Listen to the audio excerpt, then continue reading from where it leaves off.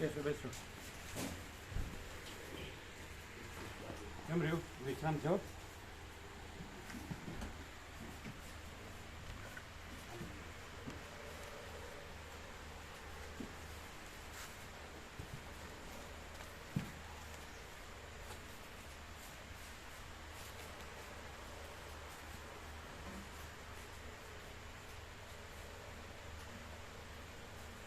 Four 24 degree भगवान के ऐसी चालू है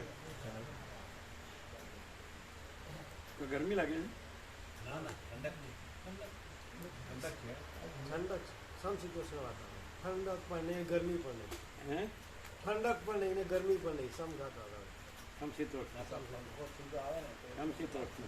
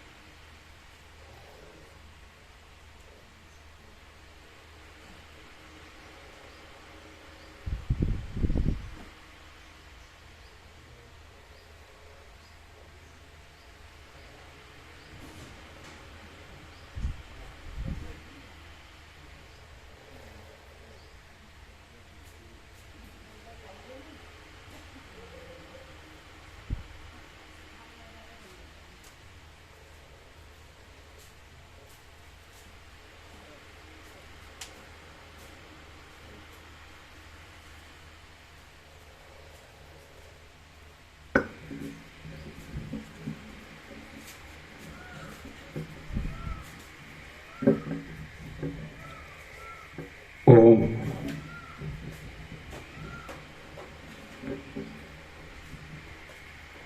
ओम ओम ओम ओम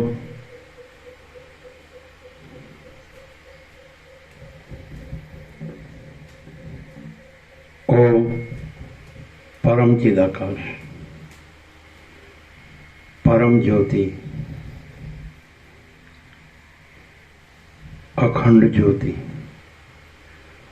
महाचिदाकाश स्वयं प्रकाश संपूर्ण प्रकाश पूर्ण ब्रह्म अनंत तेजघन अनंत चिदघन परमाकाश केवल अनंत शुद्ध तेजघन परमाकाश अखिलात्मा पूर्ण ब्रह्म परमात्मा परम चिदाकाश परम ज्योति अखंड ज्योति अनंत पूर्ण परम चिदाकाश परम शांति स्वयं सिद्ध स्वयं प्रकाश स्वयं पूर्ण स्वस्वरूप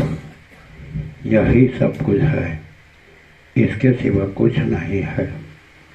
शून्य बहस अनंत कोटि महाकल्पो है ही नहीं। महाचिदाकाश स्वयं प्रकाश संपूर्ण प्रकाश महाचिदाकाश ज्योति अनंत अखंड अभेद महाचिदाकाश ज्योति महातत्व महासामान्य महाचिदाकाश स्वसंवेद्य सहज निर्विकल्प महाचिदाकाश પરમ કૈવલ્ય, પરમ શાંતિ, પરમ ચિદાકાશ, અનંત, પૂર્ણ, નિરપેક્ષ, સત, અનંત, સંપૂર્ણ, अपरिघी, निर्भ्रांत, निरपेक्ष, वसीठराम, निर्वण पूर्वार्ध, राउंड 40मो राउंड।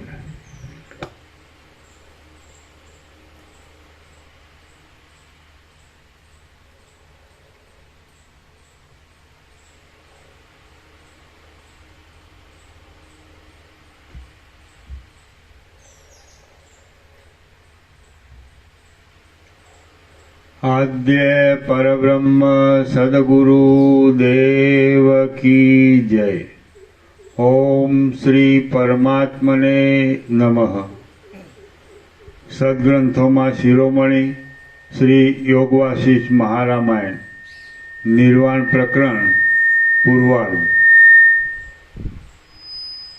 सर्ग 104 पेज नंबर 1087 पेज नंबर 1087 सर्ग 104 चुडालानी भोगनी इच्छा। आ 104 सर्ग में राजा साथे क्रीड़ा करता कुंभने संभोगनी इच्छा थशे अने स्वर्गना मीशथी ते पोतानी पुरी में जशे तथा उदास थई फरीने आवशे ए वर्णन करवामां आवशे। 1087 सर्ग 104 શીખી તો પરબ્રહ્મ રૂપ થઈ ગયો છે, પણ ચુડાલા આ જે ભોગની ઈચ્છા કીધી છે એ પરીક્ષા છે, 3 પરીક્ષા છે, એટલે એમાં પણ એ પરબ્રહ્મ રૂપ જ રહેશે, એમાં એ વિચલિત થતો નથી। એટલે આ ભોગની ઈચ્છા એવો અર્થ નહીં લેવાનો, પણ પરીક્ષા છે, એવી 3 પરીક્ષા છે। આ પહેલી પરીક્ષા, માયાથી એણે બીજી સ્ત્રીનું રૂપ ધર્યું મદનિકા, અને પછી આ બધી ઈચ્છા વ્યક્ત કરી। પહેલાં કુંભમુનિનું રૂપ ધર્યું, પછી મદનિકાનું રૂપ ધર્યું, પછી એમાં એ પરબ્રહ્મ જ રહ્યો। પછી બીજી સ્વર્ગના ભોગ સુખો, ઇન્દ્રને બધા આવ્યા, અપ્સરાઓને બધું, એટલે એમાં પણ એ પરબ્રહ્મ જ રહ્યો કે મારા પરમાત્મા અનંત અને સર્વવ્યાપક છે, એકલા માપના કોઈ સ્વર્ગમાં જ નથી, એમાં ના પડી જાય। પછી ત્રીજી પણ પરીક્ષા છે, 3 પરીક્ષા છે, એમાં એની અંદર ક્રોધ છે કે નહીં, એવી રીતે બીજો એક પુરુષ હોય એની સાથે એને માયાથી બતાડ્યું, એ તો પરબ્રહ્મ જ રહ્યો। એમ 3 પરીક્ષા છે, આ પહેલી। એટલે બસ ત્યાં આગળ પછી પોતે તો પરબ્રહ્મ રૂપ હતી જ, અને એને પણ પૂર્ણ બોધ કર્યો, સંપૂર્ણ બોધ થઈ ગયો, એટલે પરબ્રહ્મ રૂપ રહી। એ રીતે બંને પરમપદને પામ્યા।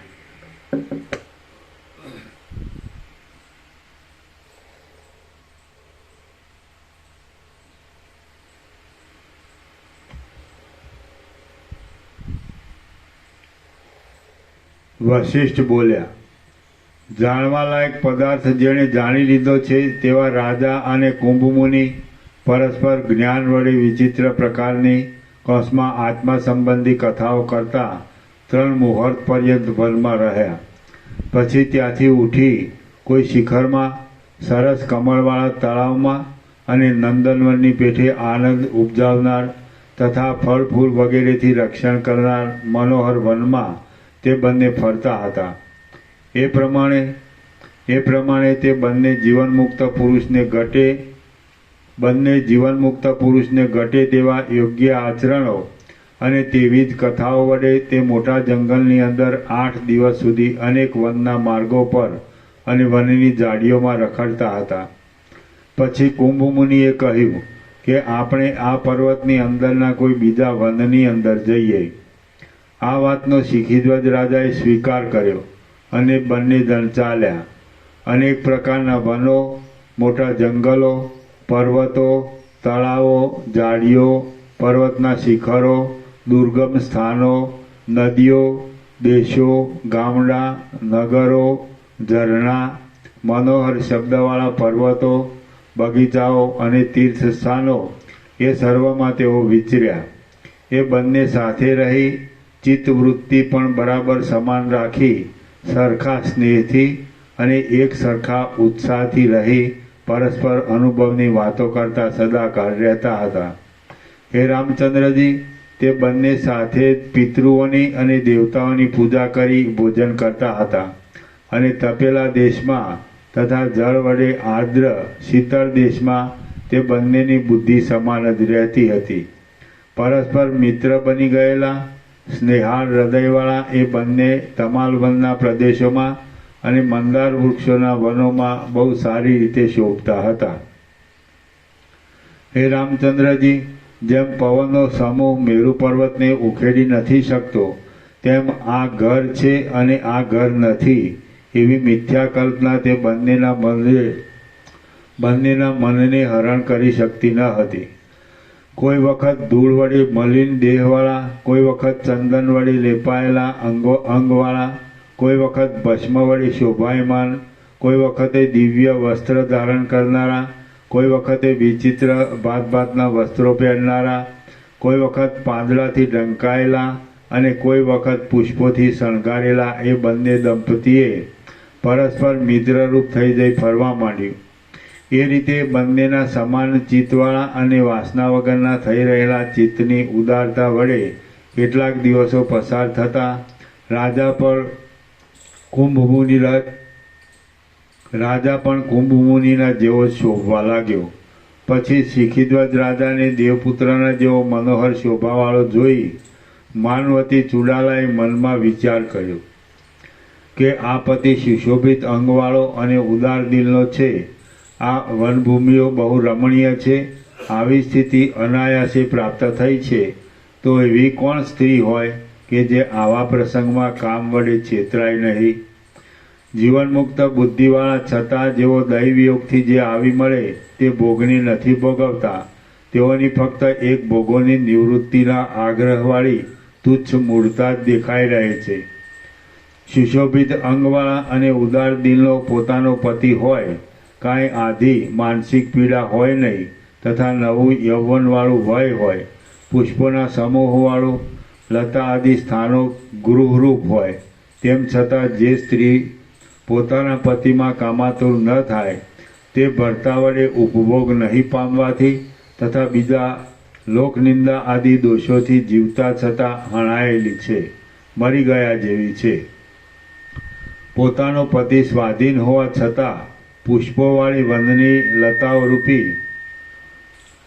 લતાઓરૂપી ઘરમાં જે દુઃખ રહિત થઈ રમે નહીં તે દુર્ભાગ્યવતી સ્ત્રી હણાયેલી છે.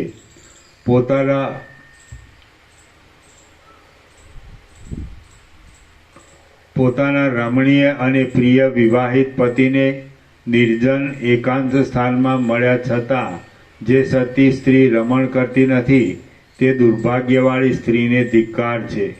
જાણવાનું જેણે જાણી લીધું છે તેવો પુરુષ પોતે યથાપ્રાપ્ત અનિંદ્ય અને ઉદાર અર્થને આપનારા પોતાના ભોગનો ત્યાગ કરે તો તેથી તેણે શું વિશેષ કર્યું કહેવાય? કાંઈ નહીં.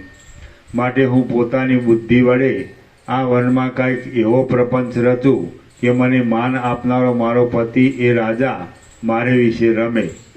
આમ વિચાર કરી કુંભના વેશને ધારણ કરનારી એ ચુડાલા રાણીએ જેમ વનની જાળીમાં રહેલી કોકિલા કોકિલને કહે તેમ રાજાને આ પ્રમાણે કહ્યું.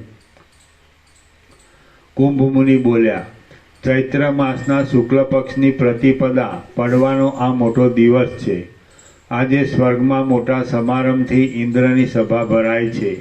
ત્યાં મારે મારા પિતાજી નારદ ઋષિની પાસે હાજર રહેવું જોઈએ, કેમ કે જેવો નિયમ આપણે માટે ઠરાવવામાં આવ્યો હોય તેનો કોઈ દિવસ ત્યાગ કરવો યોગ્ય નથી. તમારે અહીં વસંત હોવાથી નવીન પુષ્પોવાળી આ વનભૂમિમાં ક્રીડા કરતા અને મનમાં કાંઈ પણ ઉદ્વેગ ન લાવતા મારા આવવાની સાયંકાળ પર્યંત વાટ જોઈ. હું અવશ્ય સાયંકાળે સ્વર્ગમાંથી આકાશ માર્ગે અહીં આવી પહોંચીશ, કેમ કે સ્વર્ગના કરતાં પણ મને તમારો સંગ વધારે આનંદ આપનાર છે. એમ કહી પોતાના મિત્ર શિખીધ્વજ રાજાને સ્નેહથી જાણે પોતાની મૂર્તિમાન પ્રીતિને આપી જતો હોય તેમ મનોહર કલ્પવૃક્ષમાંથી થયેલી પુષ્પની માંજર તેણે આપી અને આપે પાછું તરત પધારવું એમ રાજા કહેતો હતો તેટલામાં શરદ ઋતુના આરંભકાળના જળ વગરના વાદળાની પેઠે તે વનમાંથી આકાશ તરફ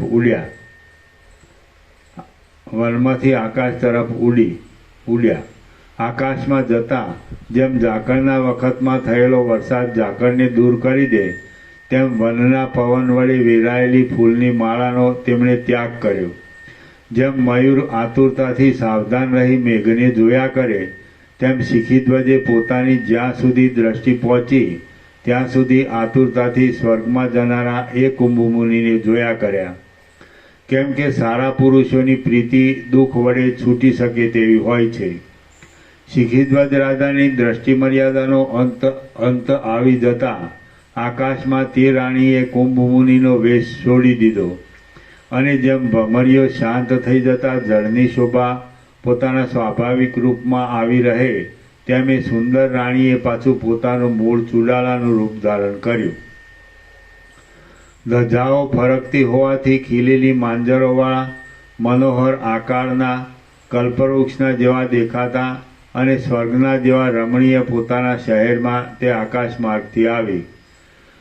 જેમ ચૈત્ર માસની વસંત ઋતુની મહાશોભા સુશોભિત લતાવાળા વૃક્ષોમાં પ્રવેશ કરે તેમ એ રાણીએ અદૃશ્ય રહી સ્ત્રીઓ વડે ઘેરાયેલા પોતાના અંતઃપુરમાં પ્રવેશ કર્યો અને ત્યાં સત્વર રાજકાર્યો તપાસી લઈ પાછી તે શિખીધ્વજ રાજાની પાસે ફળ અને પુષ્પની પેઠે આગળ પ્રમાણે આકાશ માર્ગે આવી પહોંચી.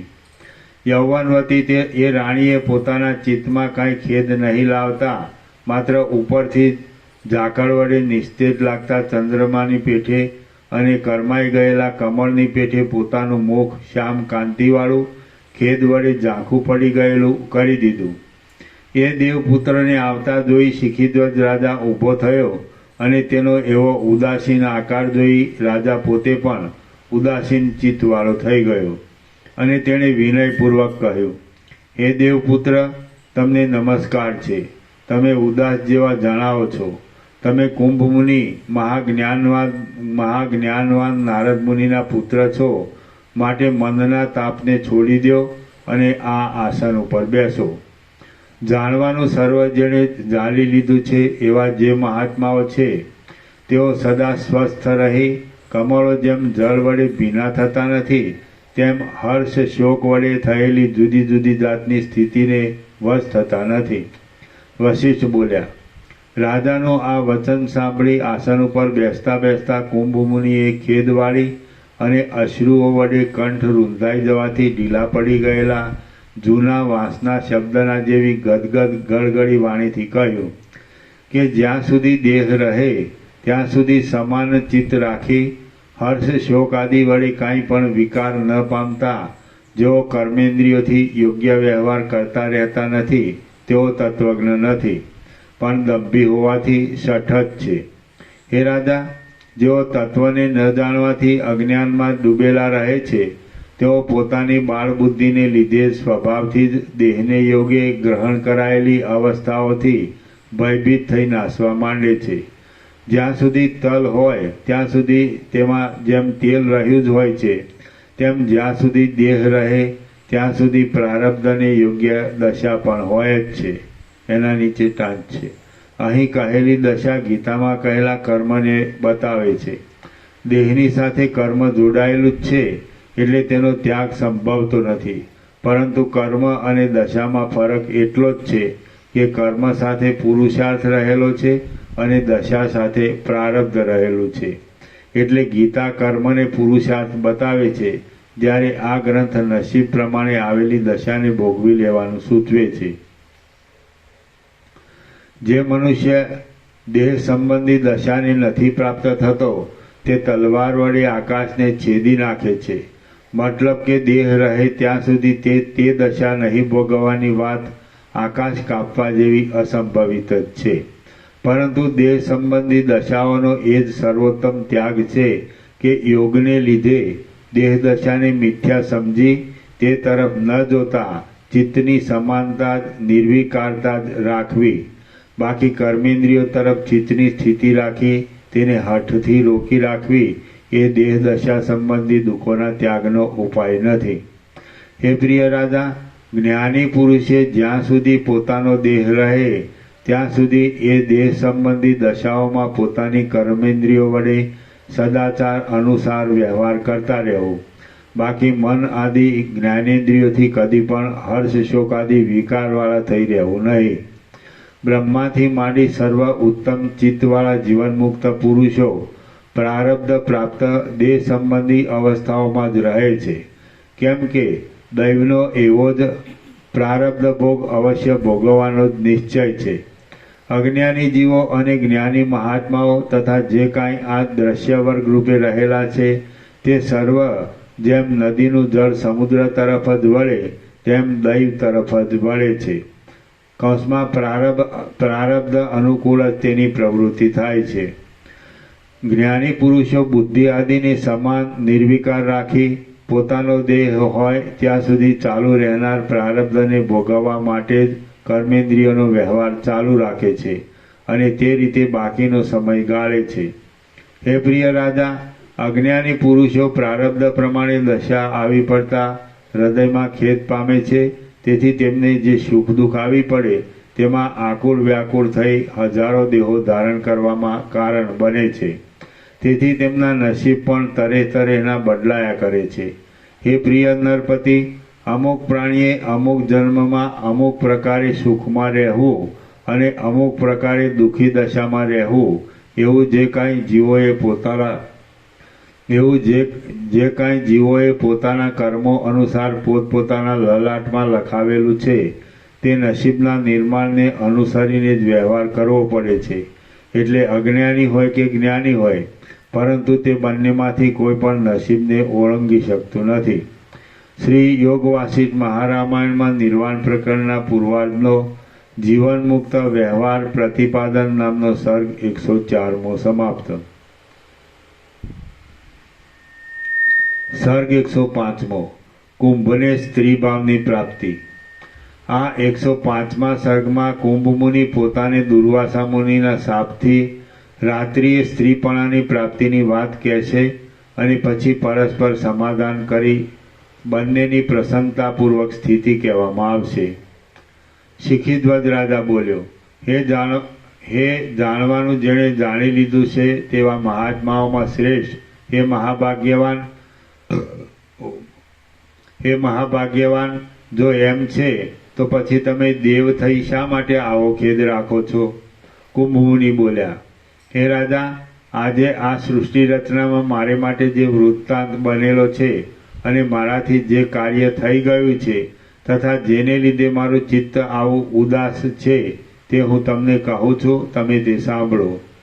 જેમ મેઘના વાદળા ઘન ઘાટા હોય, જલરૂપ હોય અને કૃષ્ણ કાળા હોય તો પણ વૃષ્ટિ થયાથી તે અત્યંત હલકા થઈ જાય છે, તેમ દુઃખ ભલે ઘન એટલે ઘાટું હોય, જળ એટલે તરત ખસેડી શકાય તેવું ન હોય અને કૃષ્ણ એટલે મુખ કાંતિ શ્યામ કરી દેવાથી શ્યામતાવાળું હોય, પરંતુ સુગ્ન મિત્રને કહેવાથી તે અત્યંત હલકું થઈ જાય છે. ડની અને લની ટાંચ છે. ડની અને લની સવર્ણતાને લીધે અહીં જળનો જલરૂપ અર્થ બતાવ્યો છે. આવા પ્રયોગો કાવ્યોમાં વિશેષ આવે છે. એ પ્રમાણથી તે બંનેનું સવર્ણપણું સિદ્ધ થાય છે. રૂપરહિત પદાર્થોની પણ અલંકારિકાઓ રૂપ કલ્પના કરી છે.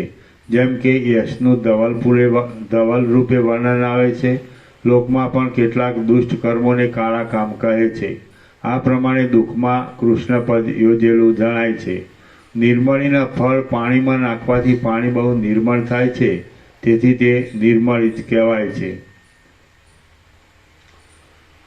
જેમ સ્વચ્છતા આપનારા નિર્મળીના ફળ વડે જળ પ્રસન્ન થઈ જાય છે, તેમ સ્વચ્છતા આપનારા સારા મિત્રને પૂછવાથી સુશીલ ચિત્ત પ્રસન્ન થાય છે. એના નીચે જે પોતાના પ્રિય પુરુષને મળવાના ઈરાદાથી સંકેત સ્થાનમાં જાય એવા જેમ સ્વચ્છતા આપનારા નિર્મળીના ફળ વડે જળ પ્રસન્ન સ્વચ્છ થઈ જાય છે, તેમ સ્વચ્છતા આપનારા સારા મિત્રને પૂછવાથી સુશીલ ચિત્ત પ્રસન્ન થાય છે. હું તમને પુષ્પની મંજરી આપી અહીંથી ગયો અને આકાશને ઓળંગી જઈ સ્વર્ગમાં પહોંચ્યો. પછી એ મહાન ઇન્દ્રના સભાસ્થાનમાં મારા પિતાજી નારદ મુનિની સામે ક્રમ પ્રમાણે હું બેઠો. ત્યાંથી ઉઠતી વખતે પિતાજીએ મને રજા આપી. હું અહીં આવવા માટે સ્વર્ગનો ત્યાગ કરી આકાશ પ્રત્યે ગયો અને સૂર્યનારાયણના અશ્વની સાથે મેં પવનના માર્ગમાં પવનના પ્રવાહ ભેગું ચાલવા માંડ્યું. એક માર્ગ વડે સૂર્યનારાયણ એક બાજુ અસ્તાચળમાં ચાલ્યા ગયા અને બીજા માર્ગથી હું કેમ જાણે સમુદ્રમાં શરીર પડી જતા તેમાં તરતો આવતો હોઉં તેમ આકાશમાં ગતિ કરતો આવતો હતો. ત્યાં દુર્વાસા મુનિને જળ વડે ભરેલા વરસાદના વાદળાના મધ્ય માર્ગમાં થઈને મારી આગળ વેગથી આવતા મેં જોયા. તેઓ વરસાદના વાદળારૂપી વસ્ત્રો વડે ઢંકાયેલા હતા. વીજળીરૂપી કંકણ વડે સુશોભિત અભિસારિકાના જેવા દેખાતા હતા અને જળબિંદુઓની ધારાઓ વડે તેમના અંગનું ચંદન ધોવાઈ ગયું હતું. તેઓ પૃથ્વીમાં રહેલા સુંદર વૃક્ષોની સરસ છાયાવાળા અને કેમ જાણે પોતાને પ્રિય મૂર્તિમાન તપની લક્ષ્મી જ હોય તેમ અતિ પ્રિય થઈ રહેલા ગંગાજી પ્રત્યે સંધ્યાવંદન કરવાનો કાળ વીતી ન જાય તે સારું ત્વરાથી આવતા હતા. આકાશમાં ચાલતા મેં તેમને નમસ્કાર કરી કહ્યું કે હે મુનિ, આપ શ્યામ વાદળારૂપી વસ્ત્રોને ધારણ કરવાથી અભિસારિકાના જેવા લાગો છો. એના નીચે ટાંક છે. જે પોતાના પ્રિય પુરુષને મળવાના ઈરાદાથી સંકેત સ્થાનમાં જાય તે અભિસારિકા કહેવાય છે. તેના શુક્લાભિસારિકા અને કૃષ્ણાભિસારિકા એવા બે ભેદ છે. તેનું વિશેષ સ્પષ્ટીકરણ અલંકાર શાસ્ત્રમાં છે. બાકી અહીં કૃષ્ણાભિસારિકાની ઉત્પ્રેક્ષા કરી હોય એમ લાગે છે. આકાશમાં ચાલતા મેં તેમને નમસ્કાર કરી કહ્યું કે હે મુનિ, આપ શ્યામ વાદળારૂપી વસ્ત્રોને ધારણ કરવાથી અભિસારિકાના જેવા લાગો છો. હે મને માન આપનારા રાજા, એ મારા વચન સાંભળી દુર્વાસા મુનિએ મને શાપ આપ્યો કે હે દુષ્ટ, તું મને આવા અયોગ્ય વચનો કહે છે, માટે તું રાત્રિને વખતે સ્તન અને કેશવાળી હાવભાવ વડે વિલાસ કરનારી સ્ત્રી બની જઈશ. એ વૃદ્ધ બ્રાહ્મણ દુર્વાસા મુનિનું અશુભ વચન સાંભળી જ્યાં હું કંઈક એ પ્રસંગને યોગ્ય વિચાર કરું ત્યાં એ મુનિ અદૃશ્ય થઈ ગયા. હે સુશીલ રાજા, આ કારણથી હું આકાશની અંદરથી ચિત્તમાં ખેદ ધરી અહીં આવ્યો છું. આ મારું સર્વ વૃત્તાંત મેં તમને કહ્યું. રાત્રિએ મારે સ્ત્રીનું રૂપ ધારણ કરવું પડશે, તો દિવસનો અંત ભાગ આવતા રાત્રિઓને વિશે મારે સ્ત્રીપણાથી શી રીતે કાળ પસાર કરવો? હું રાત્રિએ સ્તનવાળી સ્ત્રી બની જઈશ, ત્યારે મારે પિતાજી નારદ મુનિ પાસે શું કહેવું? અહો, સંસારમાં જે કંઈ ભાવિ હોય છે તે થયા વિના રહેતું જ નથી. જેમ માંસનો એક પિંડ ગીધ પક્ષીઓની પરસ્પરની લડાઈના કારણરૂપ થાય, તેમ હું પણ જુવાન પુરુષોની અન્યોન્યમાં લડાઈના કારણરૂપ થયેલ છું. અહો, મહાકષ્ટ છે કે હમણાં જ મારા અપહરણ માટે કામી પુરુષોમાં પરસ્પર કલહ થશે. કષ્ટની વાત છે કે સ્વર્ગના દેવકુમારો હવે મારા સ્ત્રી દેહને જોઈ પરસ્પર કજિયો કરશે અને મારા સ્ત્રી ભાવથી લજવાઈ દેવો, બ્રાહ્મણો અને ગુરુઓ પાસે હું કેવી રીતે ઊભો રહીશ? વશિષ્ઠ બોલ્યા. એમ કહી કુંભમુનિ ક્ષણ માત્ર મહાત્માઓની નિર્વિકલ્પ સ્થિતિના જેવું મૌન ધારણ કરી ધૈર્યનો આશ્રય કરી ધીરેથી પાછું બોલ્યા કે અજ્ઞાનીની પેઠે હું શોક શા માટે ધારણ કરું? હું કે જે નિર્લેપ આત્મારૂપ છું તેની એથી શી ક્ષતિ થઈ? કાંઈ નહીં. મારાથી પૃથક જુદો રહેલો આ દેહ જ પ્રારબ્ધ પ્રમાણે જે પ્રાપ્ત થયું છે તે સ્ત્રીપણાનો અનુભવ કરશે. શિખીધ્વજ રાજા બોલ્યો, હે દેવપુત્ર, જેમ આપ કહો છો તેમ જ છે. વળી આ વિલાપ કરવાથી શું ફળ છે? જે કાંઈ સુખ દુઃખાદિક આવવાનું હોય તે ભલે દેહ ઉપર આવો, પણ આત્મા તો સુખ દુઃખાદિકથી લેપાતો નથી. જે કેટલાક સુખો અને દુઃખો કહેલા છે તે બધા દેહને છે, પરંતુ સાક્ષી રૂપે તેથી જુદા રહેનારા આત્માને તો કશું નથી. દેહના સંબંધથી જે પ્રારબ્ધના ફળોને ભોગવ્યા વિના છૂટકો જ નથી, તેના સંબંધમાં તમે કે જે ખેદ કરવાને યોગ્ય જ નથી, તે પણ જો ખેદ કરશો તો પછી અજ્ઞાની જીવોના અવિવેક વડે થનારા ખેદને મટાડવામાં તમારા જેવો શાસ્ત્રનો અનુભવ કરવામાં કુશળ એવો બીજો કયો પુરુષ મળી આવશે? ખેદ કરાવનારા પ્રસંગમાં ખેદને યોગ્ય જ ભાષણ કરવું જોઈએ. તેથી તમે તેમ કહ્યું. હવે સમાનપણાને, શોક હર્ષાદી રહિતપણાને પ્રાપ્ત થઈ મનમાં કાંઈ ખેદ ન લાવતા પોતાના સ્વરૂપમાં રહો. વશિષ્ઠ બોલ્યા, પરસ્પર ઉપરથી ખેદ બતાવનારા, અન્યોન્ય મિત્ર બની ગયેલા અને વનમાં સ્નેહથી હળીમળીને રહેનારા એ બંને જણા ઉપર કહ્યા પ્રમાણે શાંતિના વાક્યો વડે એકબીજાનું આશ્વાસન કરી રહ્યા હતા. પછી જેમ સ્નેહ તેલ, ઘી કે દિવેલ જે હોય તે, પછી જેમ સ્નેહ ખૂટી જતા દીવો હલવાય, તેમ જગતના દીવારૂપ સૂર્યનારાયણ પણ કેમ જાણે કુંભ મુનિનું સ્ત્રીપણું પ્રકટ કરતા હોય તેમ અસ્ત પામ્યા. દિવસે થતા લોકોના અનેક વ્યવહારો સાથે કમળો સંકોચાવા લાગ્યા, માર્ગો અંધારા વડે અસ્પષ્ટ ઝાંખા દેખાવા લાગ્યા અને મુસાફરો તથા તેમની વિયોગવાળી સ્ત્રીઓના હૃદય એ બંને સાથે જ વિયોગથી થયેલા શોક વડે સંકુચિત ઉદાસ થઈ ગયા. સમુદ્રના દ્વીપમાં રહેનાર કોઈ મચ્છીમાર પારધી જેમ સર્વ પક્ષીઓને પોતાની જાળમાં ભેગા કરે અને સમુદ્રમાંથી દૈવયોગે શોધ વડે મળી આવતા રત્નોનો પણ સંગ્રહ કરે, તેમ સર્વ પક્ષીઓને એક ઠેકાણે ભેગા કરનાર એવો ભૂલોક અને તારાઓરૂપી રત્નોના સમૂહથી સુશોભિત એવો ઉર્ધ્વલોક એ બંને જણાતા હતા. ઊંચે સ્વરે શબ્દ કરનારો ચક્રવાક પક્ષીઓનો અને ફરનારા ભમરાઓનો સમૂહ પોતે તારાઓ વડે પ્રકાશવાળો હોવાથી કેમ જાણે ખીલેલા કમળ સમૂહને હસી કાઢતો હોય તેમ થઈ આકાશમાં ઉડ્યો. પછી મિત્રરૂપ બની રહેલા એ બંને દંપતી ત્યાંથી ઉઠી ચંદ્રોદય વખતે સંધ્યાવંદન કરી જપ કરી લઈ ઝાડીઓની અંદર રમણીય સ્થાનમાં બેઠા. ત્યારબાદ કુંભમુનિએ સ્ત્રીનું શરીર ધારણ કરતા પોતાની પાસે રહેલા શિખીધ્વજ રાજાને ધીરેથી તૂટચે અક્ષરે ગળગળા થઈ જઈ કહ્યું કે, હે રાજા, તમારી પાસે લજ્જા વડે કેમ જાણે હું શરીરરૂપી દંડથી પડી જતો હોઉં, કે કેમ જાણે ધડકતો હોઉં, કે કેમ જાણે ગળી જતો હોઉં તેમ થઈ જાઉં છું. હું જાણું છું કે હું સ્ત્રીપણાને પ્રાપ્ત થતો જાઉં છું. હે રાજા, જેમ તારાઓની માળાઓ વડે ચળકાટ મારતો સાયંકાળનો અંધકાર રાત્રિ થતાં વધવા માંડે, તેમ મોતીઓ વગેરેની માળાથી ચળકાટ મારતા આ મારા કેશો વધવા માંડ્યા છે એ તમે જુઓ. વળી વસંત ઋતુમાં આકાશ તરફ ઊંચું મુખ કરી રહેલી કમલિનીની કળીના જેવા રમણીય અને ઊંચું મુખ કરી રહેલા સ્તનો મારા વક્ષસ્થળમાં થવા માંડ્યા છે એ પણ તમે જુઓ. હે પ્રિય મિત્ર, મારા શરીરમાંથી સ્ત્રીના જેવા ઘૂંટી સુધી લાંબા વસ્ત્રો ઉત્પન્ન થવા માંડ્યા છે એ તમે જુઓ. હે પ્રિય રાજા, જેમ વૃક્ષમાંથી પુષ્પો ઉત્પન્ન થાય તેમ મારા અવયવોમાંથી જ અનેક પ્રકારના આ આભૂષણો, રત્નો અને પુષ્પો ઉત્પન્ન થતા જાય છે. હે અંગ, પર્વતના ઉપર જેમ ઝાકળ ઉત્પન્ન થાય છે તેમ મારા મસ્તક ઉપર પોતાની મેળે ચંદ્રમાના કિરણોના જેવા કાંતિવાળા કિરણો વડે શોભાયમાન પટ વસ્ત્ર, રેશમી વસ્ત્ર તૈયાર થઈ ગયું છે. હે મને માન આપનાર, સ્ત્રીના સર્વ ચિહ્નો મારામાં થઈ રહ્યા છે.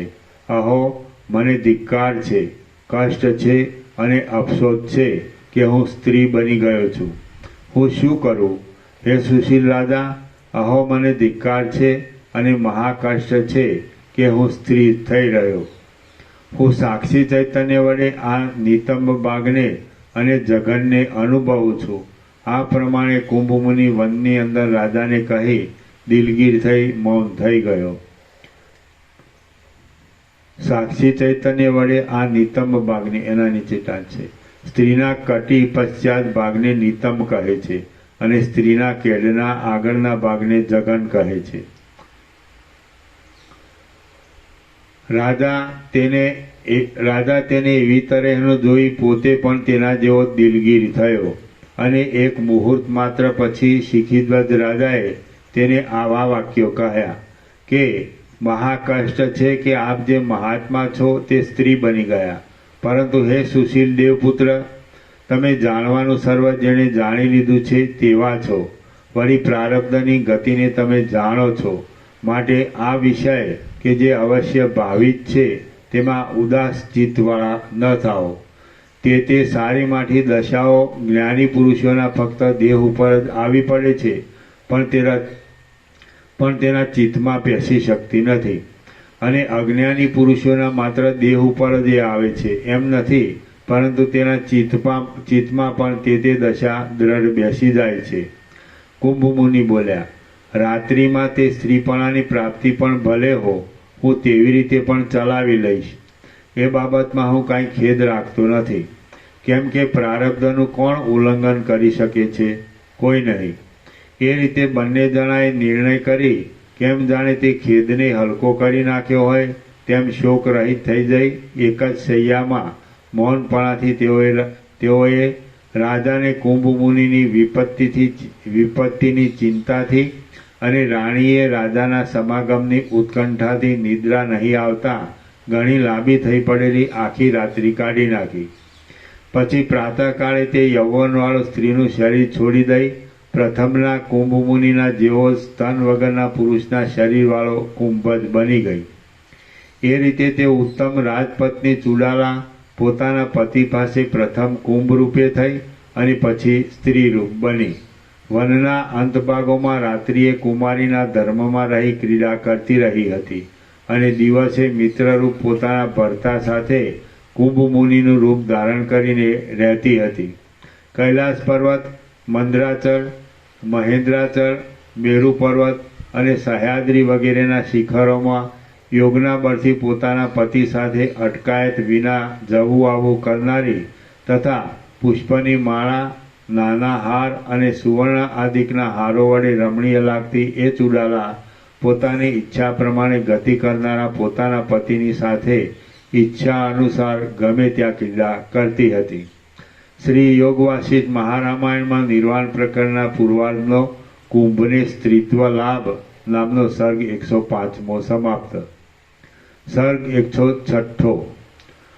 કુંભમુનિ ચુડાલાનો કુંભરૂપ ચુડાલાનો વિવાહ.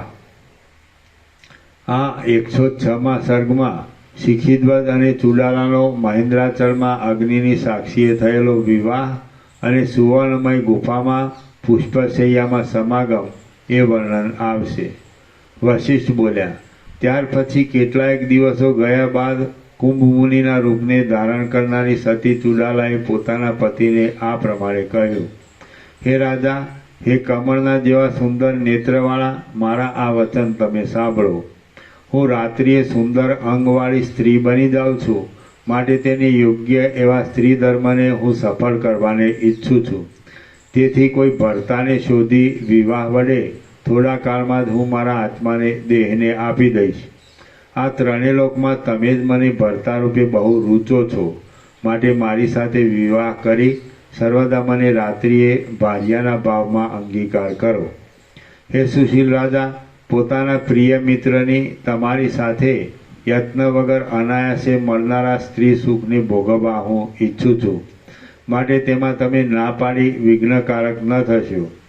સૃષ્ટિના આરંભકાળથી માંડી ક્રમ પ્રમાણે ચાલ્યું આવતું અનાયાસિત સાધી શકાતું સુખરૂપ અને મનોહર પ્રકૃત પ્રસંગ પ્રાપ્ત કાર્ય સર્વ વસ્તુઓમાં ચારે બાજુથી ઈચ્છા અને અનિચ્છાનો તથા તેના શુભાશુભ ફળોનો ત્યાગ કરી જે કરે તેને તેથી શું દોષ લાગે? કાંઈ નહીં. જેમ સૃષ્ટિના આરંભકાળથી જ માંડી ક્રમ પ્રમાણે ચાલ્યું આવતું અનાયાસથી સાધી શકાતું સુખરૂપ અને મનોહર આ પ્રકૃત પ્રસંગ પ્રાપ્ત વિવાહરૂપ કાર્ય સર્વ વસ્તુઓમાંથી ઈચ્છા અને અનિચ્છાનો તથા તેના શુભાશુભ ફળોનો ત્યાગ કરી જો તમે કરો તો તેથી તમને શો દોષ લાગે? કાંઈ નહીં. આપણે બંને થાય તો જ ઠીક એવી ઈચ્છાવાળા પણ નથી, અને ન થાય તો જ ઠીક એવી અનિચ્છાવાળા પણ નથી. માટે આ ધારેલો મનોરથ પૂર્ણ કરીએ. શિખીધ્વજ રાજા બોલ્યો, હે પ્રિય સખા, આ વિવાહરૂપ કાર્ય કરવાથી હું શુભ કે અશુભ કાંઈ દેખતો નથી. માટે હે મોટી બુદ્ધિવાળા, જેમ તમારી ઈચ્છા હોય તેમ ભલે કરો. સર્વ બ્રહ્મરૂપ જણાયાથી સમાનપણે પ્રાપ્ત થયેલા ચિત્ત વડે આ ત્રણેય લોકને હું પોતાના આત્મા રૂપ જ લેખું છું. માટે જેમ તમારી મરજી હોય તેમ ભલે કરો. કુંભમુનિ બોલ્યા, હે રાજા, જો એમ જ હોય તો મેં ગઈકાલે ગણતરી કરી હતી તો આજે શ્રાવણ માસની પૂર્ણિમા છે, તેથી આજે જ લગ્ન કરી લેવું એ વધારે સારું છે. હે મહાબાહુ, આજ રાત્રિએ જ્યારે ચંદ્રમા સંપૂર્ણ કળાઓ સાથે ઉદય પામશે, મહેન્દ્રાચળના ઉપરના ભાગમાં રહેલા શિખર પરના મંદિરો જ્યારે મણીઓથી પ્રકાશશે, જ્યારે પુષ્પના ભારથી નમેલી વૃક્ષરાજીરૂપી વૃક્ષના વન સ્ત્રી પોતાની લતાઓ ડોલાવી નૃત્ય કરશે, અને જ્યારે તારામંડળ પોતાના પતિ ચંદ્રને વીંટીને ઊભું રહેશે, ત્યારે આપણો વિવાહ થાય તો તે એક સુંદર ઉત્સવ શોભશે, અને તારાઓ સહિત ચંદ્ર પણ ભલે તે વિવાહના દર્શન કરે. હે રાજા, ચાલો આપણા પોતાના વિવાહ માટે વનના બાગમાંથી આપણે ચંદન પુષ્પ આદિ સામાન રત્નોની સાથે ભેગો કરીએ. આમ કહી કુંભમુનિ રાજાની સાથે ઊભા થયા અને પુષ્પો વીણી લાવ્યા તથા તેમણે રત્નાદિકનો પણ સંચય કર્યો. ત્યાર પછી તેઓએ રત્નવાળા શિખરમાં સરખા અને ઉત્તમ આંગણાની અંદર દેવતા તથા અગ્નિ આદિના પૂજન માટે થોડી વારમાં પુષ્પોના ઢગલા કરી મૂક્યા, અને બીજા આંગણાની અંદર કેમ જાણે મૂર્તિમાન સૌભાગ્યના ઢગલાઓ કરી રાખ્યા હોય તેમ હારો, કપડાં અને ઉત્તમ મણીઓ ઇત્યાદિના ઢગલાઓ કર્યા. એ રીતે ઘરના જેવી સોનાની ગુફાની અંદર ઉપર પ્રમાણે વિવાહનો સર્વ સામાન એકઠો કરી મહામિત્ર બની ગયેલા એ બંને જણા મંદાકિની ગંગા નદી ઉપર સ્નાન કરવા માટે ગયા. હાથીના જેવી દ્રઢ કાંધવાળા મહારાજા શિખીધ્વજને કુંભમુનિએ પરમ આદરથી દહીં, દૂર્વા, ચોખા, સરસવ આદિ વડે મંગલપૂર્વક સ્નાન કરાવ્યું, અને પછી પોતાની પત્ની રૂપે થવાની તથા કુંભમુનિના રૂપને ધારણ કરનારી પ્રિયા ચુડાલાને રાજા કે જે હવે પછી વિવાહ વડે તેના પતિરૂપ બનવાનો છે તેને સ્નાન કરાવ્યું. પછી નાહેલા એ બંને જણાએ દેવતાઓ, પિતૃઓ અને ઋષિઓની પૂજા કરી. જેમ એ બંને ક્રિયાના ફળની ઈચ્છા વગરના હતા, તેમ ક્રિયાનો ત્યાગ કરવામાં પણ ઈચ્છા રહિત હતા. નિત્ય જ્ઞાનરૂપી રસ વડે તૃપ્ત રહેનારા અને જગતની સ્થિતિની મર્યાદામાં રહેલા તે બેઉ જણાએ પોતાને પરસ્પર મનગમતું એવું ઉત્તમ ભોજન કર્યું. પછી કલ્પવૃક્ષથી આવેલા ધોળા વસ્ત્રોને ધારણ કરી કલ્પવૃક્ષના ફળોનો ઉપયોગ કરી તે બંને શાસ્ત્રમાં કહેલા ક્રમથી વિવાહ સ્થાનમાં આવ્યા. તેટલા વખતમાં વિવાહ વિશે ઉત્કંઠાવાળા એ બંને રાજા રાણીનું કેમ જાણે પ્રિય કરવા માટે અસ્ત થતા હોય તેમ ભગવાન સૂર્યનારાયણ તત્કાળ અસ્તાચળ બની ચાલ્યા ગયા. ત્યારબાદ તેમણે સંધ્યાવંદન વિધિ કરી લીધો અને અગમર્ષણ તથા જપ પણ કર્યો. ત્યાં હિતકર હોવાથી દંપતીના એક મિત્રરૂપ બનેલી કમળોના સમૂહરૂપી હાસ્યવાળી અને ઝાકળરૂપી કળીઓના સમૂહને વિખેરી નાખતી રાત્રિ ઉદય પામી, અને તેની જ સાથે વિવાહને જોવા માટે તારાઓ પણ આકાશમાં આવ્યા. કુંભમુનિએ એ રત્નવાળા શિખરની અંદર જેમ બ્રહ્મા આકાશમાં સૂર્ય અને ચંદ્રમા સહિત અનેક તારાઓને પ્રકટ ઉત્પન્ન કરે છે, તેમ સારી રીતે અનેક રત્નના દીવાઓ પ્રગટાવી દીધા, અને પોતે રાત્રિ થતાં સ્ત્રી રૂપે થવાના હોવાથી ચંદન, અગરુ અને કપૂરોના સમૂહોથી, કસ્તુરી તથા કેસરથી, હાર, બાજુબંધ તથા કડાથી, કલ્પલતાથી થયેલા વસ્ત્રોથી, માળા વડે અધિક શોભાવાળા રત્નોના ગુચ્છા આદિ આભૂષણોથી, વિવિધ પ્રકારના ભૂષણને યોગ્ય પુષ્પોથી, કલ્પલતાઓના ગુચ્છાથી, મંદાર, પારિજાત અને સંતાન વૃક્ષના પુષ્પોથી, અનેક રત્નોથી અને ચંદ્રમાના જેવા કાંતિમાન મુકુટ ચૂડામણીથી કુંભમુનિએ શિખીધ્વજને શણગાર્યો, અને તેટલા વખતમાં જ એ કુંભમુનિ સ્ત્રીપણાને પ્રાપ્ત થઈ ગયા અને હાવભાવ વગેરે સ્ત્રીના વિલાસવાળા તથા સ્તનના ભારથી દબાયેલા બની ગયા. તેમણે પોતાના મનમાં વિચાર કર્યો કે હું આ સ્ત્રી થઈ ગયો છું, તેથી મારે મારો આત્મા કૌંસમાં દેહ કામદેવરૂપી વરને આપી દેવો યોગ્ય છે, અને એ જ કાર્ય આ સમયને ઉચિત છે. માટે હે કામ, હું આ તારી સુંદર સ્ત્રી છું અને તું ભરતા રૂપે મારી પાસે જ રહેલો છે, તો ભલે મને ગ્રહણ કર અને મારા પ્રત્યે ઉપભોગ માટે આવ. હે હૃદયમાં રહેનારા કામ, આ તારો યોગ્ય કાળ છે. આમ મનમાં વિચાર કરી પોતાની આગળ જ વનભૂમિમાં રહેલા અને કેમ જાણે ઉદય પામેલા સૂર્ય હોય તેવા દેદીપ્યમાન પોતાના પતિ પ્રત્યે જેમ રતિ કામપત્ની કામદેવ પ્રત્યે જાય તેમ ચુલાલા ગઈ. હે મને માન આપનાર, હું મદનિકા નામની તમારી ભાર્યા થવાની છું, અને સ્નેહ સહિત આપના ચરણમાં હું પ્રણામ કરું છું. એમ કહી સુંદર અંગવાળી, લજ્જા વડે નમી ગયેલી અને સ્વભાવે પણ નમ્ર એ રાણી ચપળ કેશવાળા પોતાના મસ્તક વડે એ સુશોભિત પતિને નમી, તથા તેણે કહ્યું કે મને આપ ભૂષણો વડે શણગારો અને શાસ્ત્રના ક્રમ પ્રમાણે અગ્નિને પ્રકટ કરી મારું પાણી ગ્રહણ કરો. હે રાજા, આપ બહુ શોભાયમાન લાગો છો અને મને કામદેવ વડે વ્યાકુળ કરી મૂકો છો. રતિના વિવાહમાં પ્રસિદ્ધ એવા કામદેવનો પણ તમે તમારી શોભા વડે તિરસ્કાર કરી રહ્યા છો. હે રાજા, તમારા આ પુષ્પો કેમ જાણે ચંદ્રમાના મૂર્તિમાન કિરણોનો સમૂહ જ હોય તેવી શોભાવાળા છે, અને તમારા વક્ષસ્થળમાં રહેલો હાર મેરુ પર્વતમાં રહેલા ગંગા પ્રવાહના જેવી કાંતિને ધારણ કરે છે. હે રાજા, જેમ કેસરાઓ વડે લપેટાઈ રહેલા ચંચળ ભમરાઓથી સુવર્ણ કમળ શોભે, તેમ મંદારના પુષ્પોથી ગૂંથાયેલા કેશો વડે તમે શોભો છો. હે મહાસમર્થ, રત્નોના કિરણોના સમૂહથી, પુષ્પોથી, લક્ષ્મીથી, સ્થિરતાથી અને તેજથી તમે રત્નના સ્થાનરૂપ મેરુ પર્વતનો પણ તિરસ્કાર કરી રહ્યા છો. ઇત્યાદિક વાતો કરતા તેઓ બંને પરસ્પર પ્રસન્ન હતા કે જેઓનો પ્રથમનો પતિ પત્ની ભાવ ગૂઢપણે ઢંકાઈ રહ્યો હતો, અને હવે પછી પાછા જેઓ નવીન દંપતી રૂપે થવાના છે.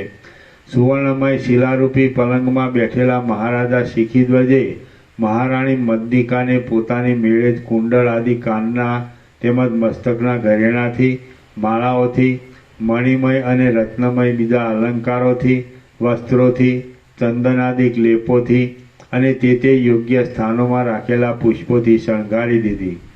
શણગારેલી હોવાથી કામ મદને ઉત્પન્ન કરનારી એ સુંદર કામાતુર મદનિકા શિવજી સાથે વિવાહ કરવા તૈયાર થયેલા પાર્વતીજીની પેઠે અને કામ સાથે વિવાહ કરવા તૈયાર થયેલી કામાતુર કામપત્ની રતિની પેઠે શોભતી હતી.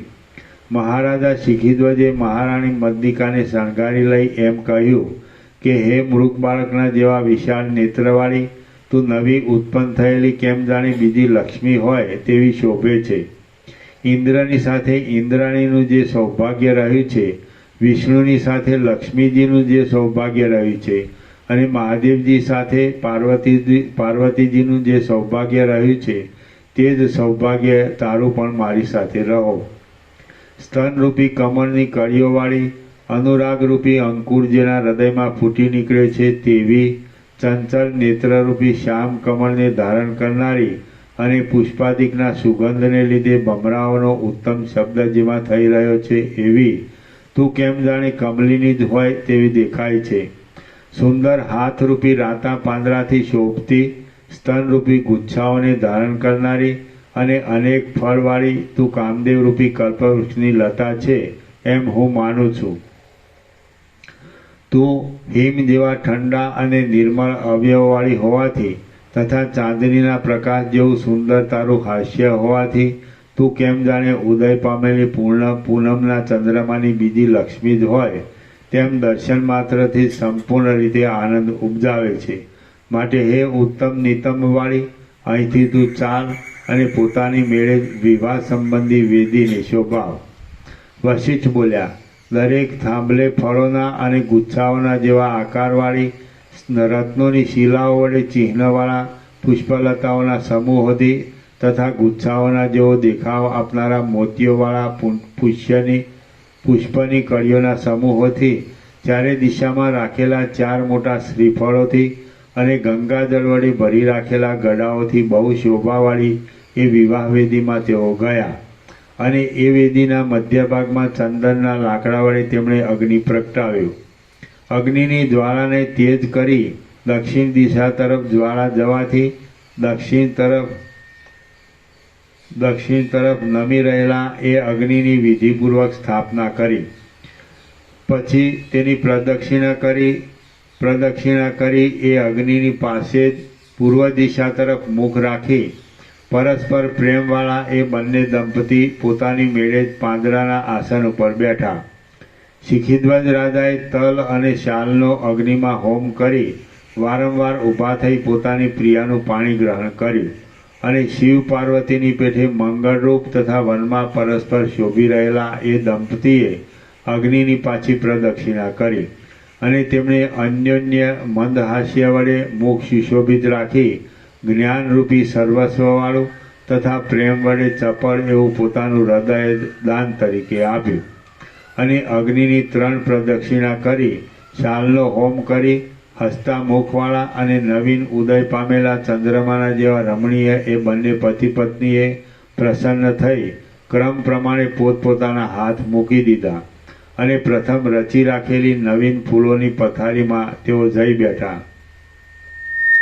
તેટલામાં કેમ જાણે આકાશની અંદરથી તે બંનેની શોભાને જાણે જોવા ન ઈચ્છતો હોય તેમ ચંદ્રમાએ રાત્રિનો ચોથો ભાગ એક પહોર ગાળી નાખ્યો. જેમ વિષયી પુરુષની દ્રષ્ટિ સ્ત્રીના છિદ્ર જોવામાં ચારે બાજુ પોતાના કિરણોને પ્રસારે તેમ તે લતારૂપી ઘરમાં ચપળ ચંદ્રમાએ પોતાના કિરણો ફેલાવ્યા. ચંદ્રમા એક પ્રહર પર્યંત ચઢ્યા પછી તે બંને પ્રિય દંપતી સારા મુહૂર્તની વાટ જોતા બેઠા. પછી ત્યાંથી ઉઠી અને પ્રથમ જ પોતે રચી રાખેલી ગુપ્ત રત્નમય દીવાઓના પ્રકાશવાળી સુવર્ણમય ગુફામાં તેઓ બેઠા અને ત્યાં એ પ્રિય પતિ પત્નીએ પુષ્પોથી પ્રથમ જ રચી રાખેલી ક્ષીરસાગરની જળધારાના જેવી ધવલ અને કેમ જાણે ચંદ્રમાની ચાંદની પિંડરૂપ બની ગઈ હોય તેવી સૌંદર્યવાળી નવીન શૈયા દીઠી કે જે ગોઠવી રાખેલા સુવર્ણમય કમળોના ઢગલાઓથી અને નઈ કરમાનારા બીજા મંદાર વૃક્ષ આદિના પુષ્પોથી તથા સુંદર શૈયાની જેટલી ઊંચાઈએ રાખેલી હતી અને લાંબી શૈયાને આકારે ગોઠવ્યાથી લાંબા થતા ચંદ્રબિંબના જેવા દેખાવ આપનારા તથા ઝાકળવાળા દેશમાં રહેવાથી શીતળ થયેલા સમાન એવા પુષ્પો તેની ચારે બાજુ પાથરવામાં આવ્યા હતા. ભીંતોમાં પ્રતિબિંબ પડવાથી કેમ જાણે મૂર્તિમાન કામદેવનું પ્રતિબિંબ હોય તેવા દેખાતા સુગંધવાળા ઉદાર મનના મનોહર અને રાજ્ય ત્યાગથી માંડી ઘણા કાળ સુધી ભ્રાંતિ વડે જુદા જણાતા એ બંને દંપતી જેમ ક્ષીરસાગરમાં મંદરાચળ બેસે તેમ સરખી રીતે રચના વડે પરિપૂર્ણતાવાળી નિર્મળ પુષ્પોના ઢગલાઓથી ઢંકાઈ ગયેલી એ શૈયામાં બેઠા. વિનય વડે મનોહર તે લોકોત્તર વાણીના વિલાસોથી તથા તે સમયમાં ઉચિત અને આલિંગન આદિ કાર્યમાં સુંદર દેખાતા ગંધ પુષ્પ તાંબુલ આદિ વિવેકવાળા ઉપચારોથી અને નવા લાગતા સંભોગના સુખને લીધે સુંદર અને મનોહર એ બંને દંપતીની તે રાત્રિ ઘણી લાંબી છતાં એક મુહૂર્તની પેઠે સત્વર જતી રહી.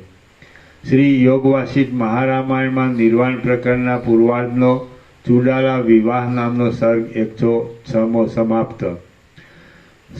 સર્ગ 107મો શિખીધ્વજની અનાશક્તિ પરીક્ષા. આ 107મા સર્ગમાં નાના પ્રકારના પર્વતોમાં વિહારાદિ તથા માયામય ઇન્દ્રનું દર્શન અને અનાશક્તિ વૈરાગ્યની પરીક્ષા માટે ઇન્દ્ર તરફથી સ્વર્ગ પ્રત્યે આમંત્રણ થવું ઇત્યાદિ વર્ણન આવશે. આ બીજી પરીક્ષા. પહેલી પરીક્ષા થઈ ગઈ, પણ એ તો પરબ્રહ્મ નિશ્ચળ છે, એટલે એ પરબ્રહ્મ જ રહ્યો નિશ્ચળ. આ બીજી પરીક્ષા.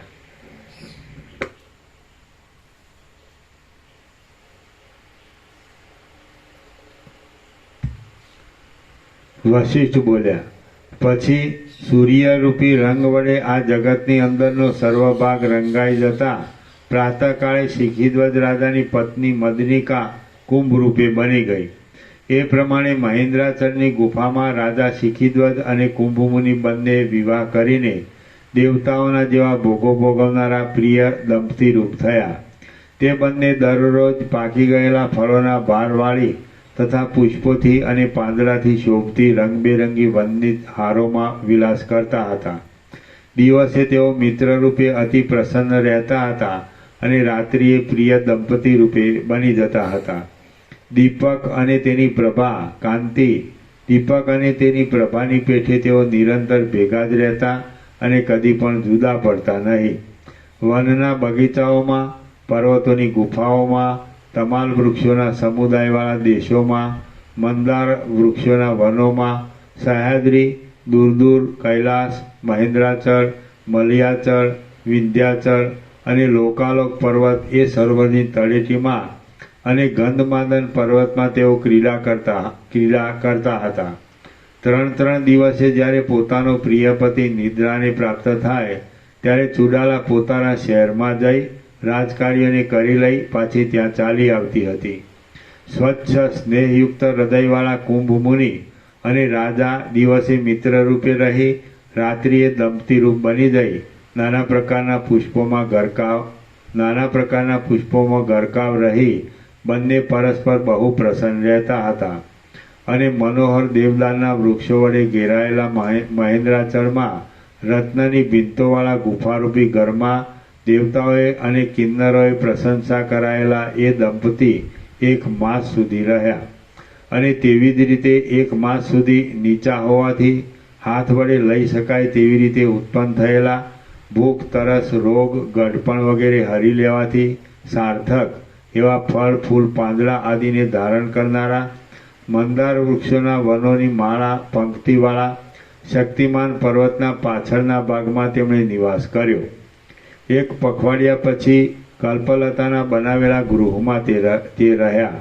2 માસ સુધી મૈનાક પર્વતની દક્ષિણ દિશા તરફની તળેટીમાં પારિજાતક વૃક્ષોના વનની અંદર દેવતાઓના ઉપભોગમાં આવનારા પુષ્પોના ગુચ્છાઓ વડે બનાવેલા મંડપમાં તે બંને રહ્યા. મેરુ પર્વતના જમણા ભાગ તરફ જંબુ નદીને કાંઠે જંબુવનના સુવર્ણમય ભાગની નીચે જાંબુના ફળોના રસનો આસવ પીવાથી પરસેવો, દુર્ગંધ, જરા, રોગ આદિથી રહિત અને સ્થિર યૌવનવાળા થઈ તેમણે 1 મહિના સુધી ત્યાં સ્થિતિ કરી. 10 દિવસ સુધી ઉત્તર કુરુ તરફના દેશોમાં તે રહ્યા અને 27 દિવસ સુધી ઉત્તર કૌશલ દેશમાં તેમણે વાસ કર્યો. એવી જ રીતે બીજા અનેક પર્વતોના અને રાજાઓના દેશોમાં મહાભાગ્યવાન એ બંને દંપતી દિવસે મિત્ર રૂપે રહેતા હતા અને રાત્રિએ દંપતી રૂપ બની જઈ રહેતા હતા. ત્યાર પછી ધીરે ધીરે કેટલાક માસ પસાર થતા એ દેવપુત્ર કુંભમુનિને રૂપે આવેલી ચુડાલાએ વિચાર કર્યો કે હું સુંદર રૂપવાળા મનોહર ભોગોના ભાર વડે એ શિખીધ્વજ રાજાની પરીક્ષા કરીશ કે જેથી અનાશક્તિ દ્રઢ થઈ જતા તેનું ચિત્ત પાછું ભોગોને વિશે કોઈ દિવસ આસક્તિવાળું થશે જ નહીં. એમ વિચાર કરી ચુડાલાએ માયા વડે એ વનભૂમિમાં દેવતાઓ અને અપ્સરાઓ સહિત ઇન્દ્રને ત્યાં આવેલા દેખાડ્યા. સર્વ પરિવારો સહિત ઇન્દ્રને પોતાની પાસે આવેલા જોઈ વનમાં રહેલા શિખીધ્વજ રાજાએ તેની યથાવિધિ પૂજા કરી. શિખીધ્વજ રાજા બોલ્યો, હે દેવતાઓના રાજા, આપે દૂરથી સ્વર્ગમાંથી અહીં પધારવાનો શ્રમ શા માટે લીધો? જેમ હોય તેમ આપ કૃપા કરી મને કહેવાને યોગ્ય છો. ઇન્દ્ર બોલ્યો, જેમ હૃદય પ્રદેશમાં લાગી રહેલા સૂત્ર વડે દોર વડે વનમાં રહેનારા આકાશચારી પક્ષીઓ ખેંચાઈ આવે તેમ તમારા સારા ગુણો સાંભળી અમે સ્વર્ગમાંથી અહીં ખેંચાઈ આવ્યા છીએ. તમે ઉઠો અને સ્વર્ગમાં આવો. ત્યાં સ્વર્ગમાં તમારા ગુણોનું શ્રવણ થવાથી આશ્ચર્ય પામી ગયેલા સર્વ દેવતાઓ અને તેમની સુંદર પત્નીઓ તમને જોવાને આતુર છે. સિદ્ધ પાદુકા, સિદ્ધ ગુટિકા, સિદ્ધ ખડગ, સિદ્ધ રસ, વિમાન અને દિવ્ય અશ્વ ઇત્યાદિ સિદ્ધિઓને ગ્રહણ કરી લઈ સિદ્ધ માર્ગથી તમે સ્વર્ગ પ્રદેશમાં ચાલો. એ સ્વર્ગમાં આવી તમે જીવનમુક્ત દશામાં રહી વિવિધ પ્રકારના ભોગો ભોગવો. તેથી તમને ત્યાં બોલાવી જવા માટે જ હું અહીં આવેલો છું. તમારા જેવા ઉત્તમ મહાત્માઓ પ્રાપ્ત થયેલી લક્ષ્મીનો તિરસ્કાર કરતા નથી અને જેને ન મળે તેને ચાહતા નથી. જેમ ભગવાનથી આ ત્રણેય લોક પવિત્ર થાય છે, તેમ નિર્વિઘ્ને સ્વર્ગમાં આવેલા અને સુખથી તેમાં વિહાર કરનારા તમારા કૌંસમાં શિખીધ્વજ વડે આજે સ્વર્ગ પવિત્ર થાઓ. શિખીધ્વજ રાજા બોલ્યો, હે દેવતાઓના અધિપતિ, સર્વ સ્થળે સ્વર્ગના જેવું જ સુખપૂર્વક વિહાર કરવાનું સ્થાન છે એમ હું સમજું છું. મારું સ્વર્ગ પરમાત્મા સર્વત્ર છે. તે માત્ર અમુક સ્થાનમાં જ છે એવી તેની મર્યાદા નથી. હે મહાસમર્થ, હું સર્વત્ર પ્રસન્ન જ રહું છું, સર્વ ઠેકાણે રમું છું અને મન નિષ્કામ હોવાથી હું સર્વત્ર આનંદવાળો જ છું. શિખીધ્વજ રાજા બોલ્યો, હે દેવતાઓના અધિપતિ, સર્વ સ્થળે સ્વર્ગના જેવું જ સુખપૂર્વક વિહાર કરવાનું સ્થાન છે એમ હું સમજું છું. મારું સ્વર્ગ પરમાત્મા સર્વત્ર છે. તે માત્ર અમુક સ્થાનમાં જ છે એવી તેની મર્યાદા નથી.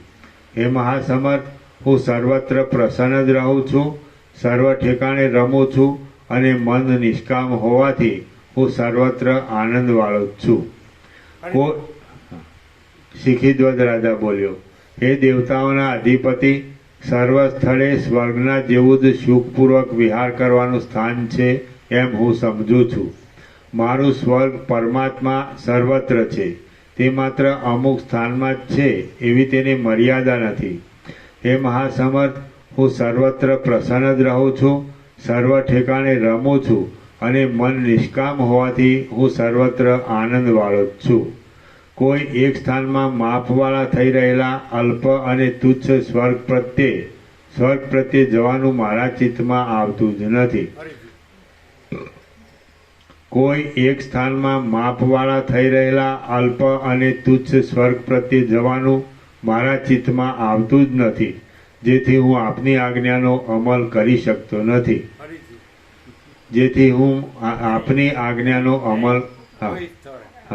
કોઈ એક સ્થાનમાં માપવાળા થઈ રહેલા અલ્પ અને તુચ્છ સ્વર્ગ પ્રત્યે જવાનું મારા ચિત્તમાં આવતું જ નથી, જેથી હું આપની આજ્ઞાનો અમલ કરી શકતો નથી. ઇન્દ્ર બોલ્યો, જાણવાનું સર્વ જેણે જાણી લીધેલું છે એવા પરિપૂર્ણ બુદ્ધિવાળા પુરુષને પોતાની સમાન બુદ્ધિ હોવાથી ભોગો ભોગવવાનું અને ન ભોગવવાનું એ બંને સમાન જ હોય છે. તો સજ્જન પુરુષોએ બાકી રહેલા નસીબને ભોગવી લેવાને સ્વીકારેલું ભોગોનું સેવન જ યોગ્ય છે એમ હું માનું છું. એ રીતે દેવતાઓનો અધિપતિ ઇન્દ્ર કહેતો હતો, પણ રાજા સ્વર્ગમાં જવાની ઈચ્છા ન હોવાથી કાંઈ નહીં બોલતા મૌન જ રાખી રહ્યો. ત્યારે ઇન્દ્રે કહ્યું, તમે જો આ પ્રમાણે નિરપેક્ષ છો તો પછી હું અહીંથી શું ઇન્દ્રે કહ્યું, તમે જો આ પ્રમાણે નિરપેક્ષ છો તો પછી હું અહીંથી શું ન ચાલ્યો જાઉં? આખા યોગવાસિનીમાં નિરપેક્ષ એક જ વાર આવે છે.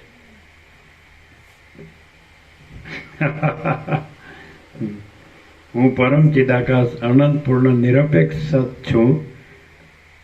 હું અનંત સંપૂર્ણ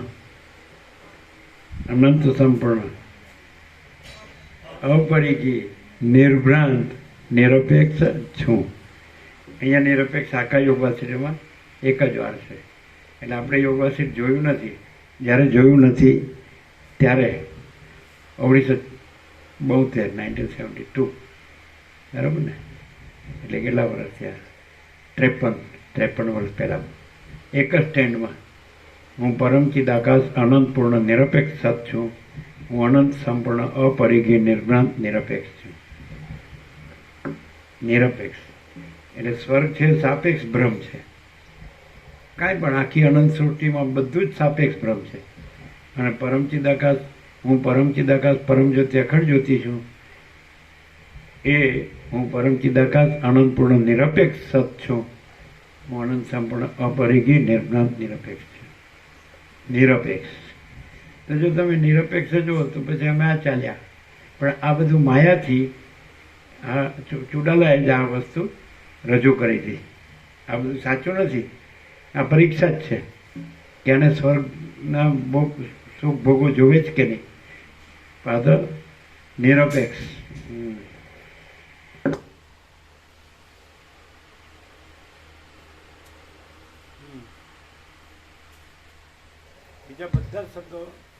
બીજા બધા શબ્દો પરબ્રહ્મ પરમાત્મા માટે બીજા બધા શબ્દો યોગ વાસિટમાં છે.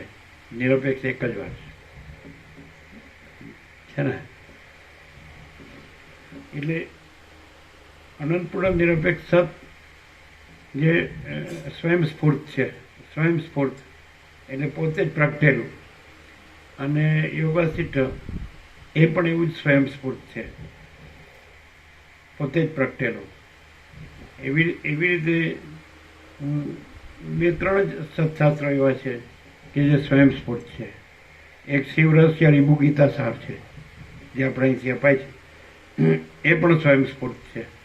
એટલે જેને સ્વયં પ્રકાશ કહેવાય એ મહાચિદાકાશ સ્વયં પ્રકાશ સંપૂર્ણ પ્રકાશ. મહાચિદાકાશ સ્વયં મહાચિદાકાશ આખું એકલું પ્રકાશે છે. એ સ્વયંસ્ફૂર્ત કહેવાય. સૂર્યનારાયણ ભગવાન છે સ્વયંસ્ફૂર્ત છે. અને સૂર્યથી ચંદ્ર પ્રકાશે છે તો એ પરપ્રકાશિત કહેવાય. પછી પરમાત્મા સૂર્યથી આ સૂર્ય પ્રકાશે છે તો પરમાત્મા સ્વયંસ્ફૂર્ત છે અને આ પરપ્રકાશિત છે આ સૂર્ય. એ રીતે તો નિરપેક્ષ સત છે એ સ્વયં પ્રકાશ છે. સમજે છે? એટલે મહાચિદાકાશ સ્વયં પ્રકાશ સંપૂર્ણ પ્રકાશ. તો સ્વયંસ્ફૂર્તમાં એક નિરપેક્ષ સત જે પત્ર છે, પછી યોગાસિદ્ધ, પછી શિવ રહસ્ય રીબુ ગીતા સાહેબ, એવી રીતે એક છે અવધૂત ગીતા. ભગવાન દત્તાત્રેય કાર્તિક સ્વામીને જે તત્વ બોલતો, નાની પુસ્તિકા પણ એમાં બધું જ કમ્પ્લીટ. બસ હું બ્રહ્મ છું એ રીતે જ છે બધું. બ્રહ્મ પોતે સ્વયંસ્ફૂર્ત છે. બ્રહ્મ પોતે સ્વયંસ્ફૂર્ત છે. એ રીબુ ગીતા સાર. એને રીબુ ગીતા સાર, અવધૂત ગીતા, નિરપેક્ષ સત ને યોગાસિદ્ધ. એટલે એની જે એની અંદર પ્રકાશની જે એક વાક્યતા છે, એકરૂપતા છે, તો એ વસ્તુ એક આમ પ્રગટ છે. પ્રગટ તમે હવે અહીંથી પ્રકાશથી સાંભળ્યું એટલે કોઈ પણ તમે એ આ ચારે જુઓ તો તમને એક જ પરમાત્મા તત્વ પ્રકાશ અનુભવાય. એક જ પ્રકાશ છે.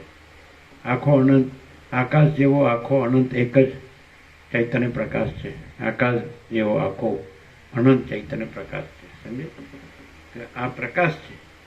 આ આભાસ નથી, દેખાવ નથી. આ જે દેખાવ છે એ દેખાવ નથી પણ સ્વયં પ્રકાશ છે.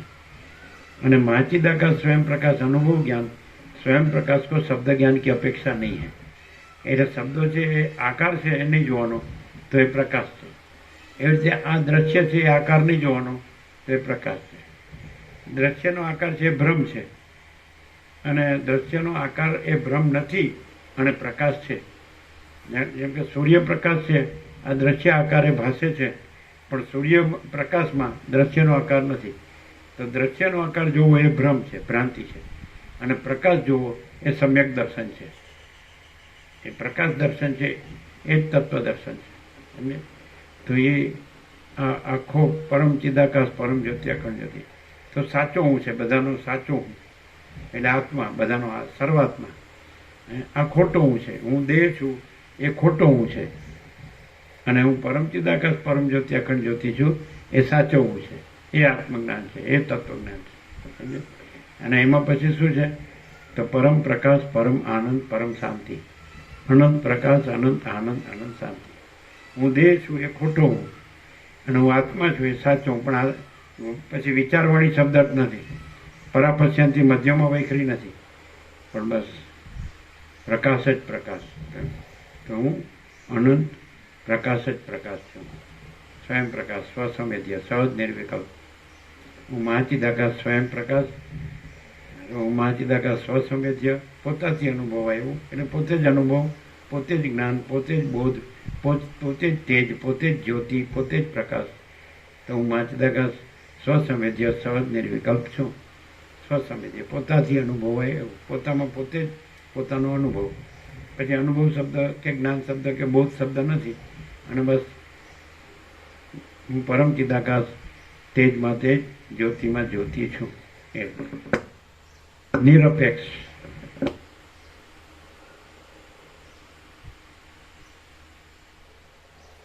કોઈ પણ આભાસ આકાર છે એ સાપેક્ષ ભ્રમ છે, અને જે મહાચિદાકાશ સ્વયં પ્રકાશ સંપૂર્ણ પ્રકાશ છે એ નિરપેક્ષ સત છે, એમાં કોઈ સાપેક્ષ ભ્રમ નથી, આભાસ આકાર નથી.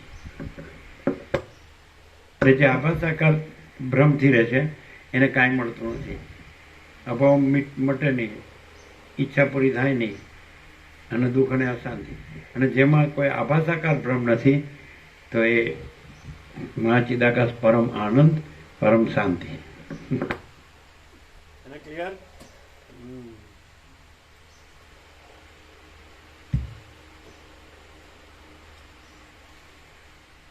ઇન્દ્રે કહ્યું, તમે જો આ પ્રમાણે નિરપેક્ષ છો તો પછી હું અહીંથી શું ન ચાલ્યો જાઉં છું, અને હું આજે સ્વર્ગમાં નહીં આવું, પરંતુ કાળે કરી પ્રયોજન પડશે ત્યારે આવીશ. એમ નિરપેક્ષમાં જે આખો પ્રકાશ છે એવી રીતે હું જ્યારે હું સાથે પણ નથી હોતો, હું માણસો સાથે પણ નથી હોતો, હું શબ્દ બ્રહ્મ સાથે પણ નથી હોતો, હું મૂળવી શકાય એવા કોઈ અસ્તિત્વ સાથે નથી હોતો, ત્યારે નિરપેક્ષ સત હોય છે. અને હું પણ અનંતમાં વ્યાપક થઈ અને અનંતપૂર્ણ નિરપેક્ષ સત સ્વરૂપ રહે છે. એટલે હું નથી, પણ હું પરમ ચિદાકાશ અનંતપૂર્ણ નિરપેક્ષ સત છું, અનંત સંપૂર્ણ અપરિગી નિર્ભ્રાંત નિરપેક્ષ છું.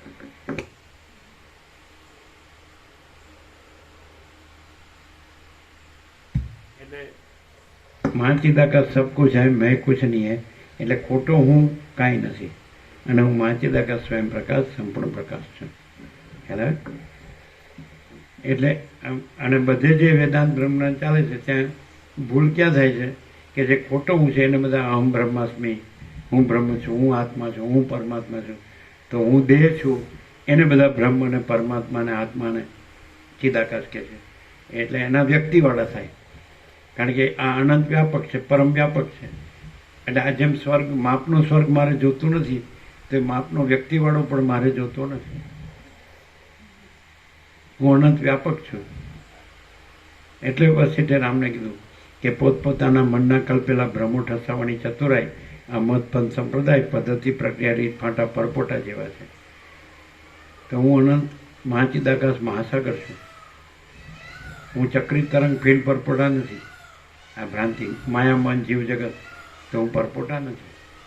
તો હું અનંત મહાચૈતન્ય પ્રકાશ મહાસાગર છું. જેમ કીધું ને કે માપના સ્વર્ગની મારે જરૂર નથી. મારો પરમાત્મા સર્વત્ર છે, અનંત વ્યાપક છે. મારો આનંદ પણ અનંત છે, મારી શાંતિ પણ અનંત.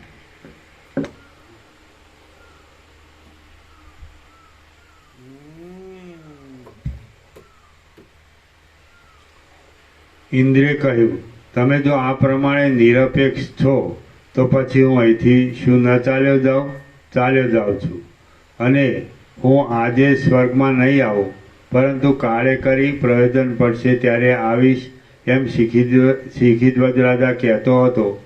તેટલામાં હે કુંભ મુનિ, તમારું રાજાનું ફરીવાર રાજ્યમાં આવવારૂપી ઈચ્છેલું કલ્યાણ કરતા થાવ, એમ કહેતા ઇન્દ્ર અદૃશ્ય થઈ ગયો.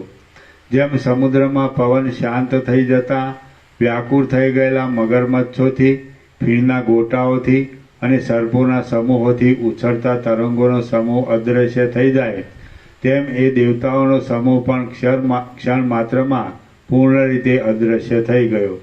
શ્રી યોગવાસિત મહારામાયણમાં નિર્વાણ પ્રકરણના પૂર્વાર્ધનો શક્ર ગમન નામનો સર્ગ 107મો સમાપ્ત. ઓમ ઓમ ઓમ. ત્રીજી પરીક્ષા સાંજે પ્રસાદ આપી દો.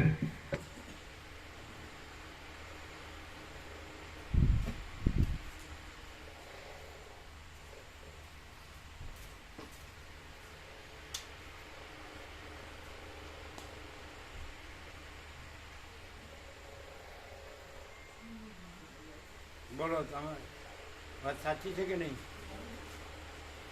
નિરપેક્ષ શબ્દ આ એક જ વાર છે કે નહીં આખા યોગવાસિતમાં?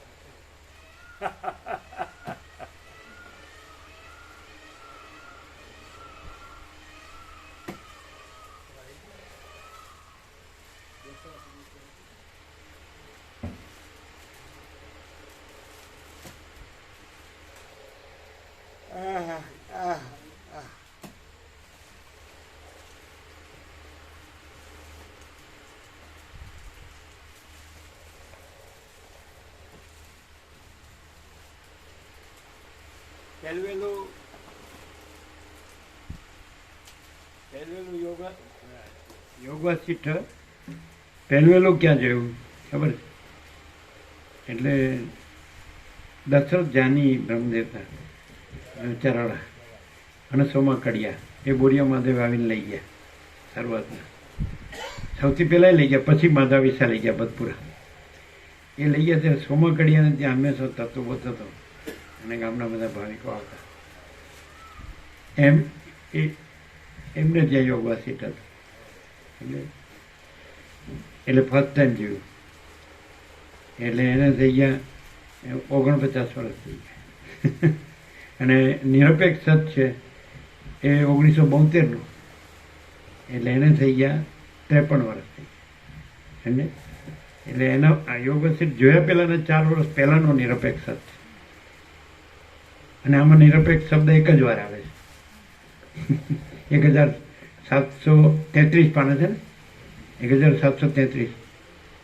કારણ કે 26 પાના તો પ્લેન છે, એટલે 1000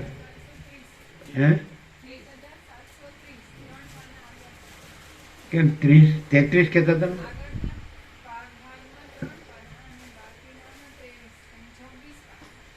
કેટલા નથી? પ્લેન કેટલા છે?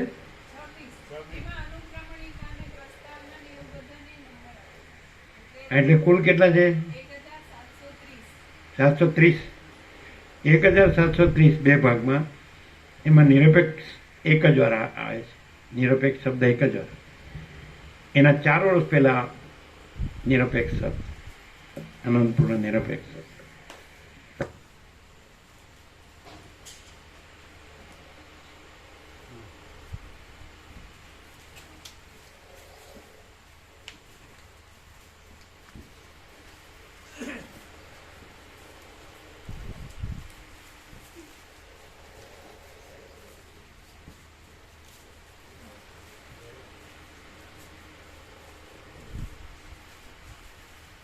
તમે સદાશિવ ને પાર્વતી ને ગણપતિ કહેતા ને, તો સદાશિવે કૈલાસમાં વસિતને એમ કીધું કે હું આ સદાશિવ સાચો દેવ નથી, આદિથી રહિત અંતથી રહિત અકૃત્રિમ ચૈતન્ય પ્રકાશ જ ખરા દેવ છે. એટલે તમે સદાશિવ ને પાર્વતી ને ગ્રહસ્થ છે ને, તો એ પરબ્રહ્મ રહેલા છે ને, એ છે જ નહીં. વિષ્ણુ બ્રહ્મા ઇન્દ્રાદિ કોઈ ખરા દેવ નથી. આપણા જગતમાં બનાવેલા કોઈ વચ્ચે આપણા જગતમાં બનાવેલા કોઈ દેવ ખરા દેવ જ્યારે સાંભળતો હોય ત્યારે વચ્ચે એને હલાવાય નહીં.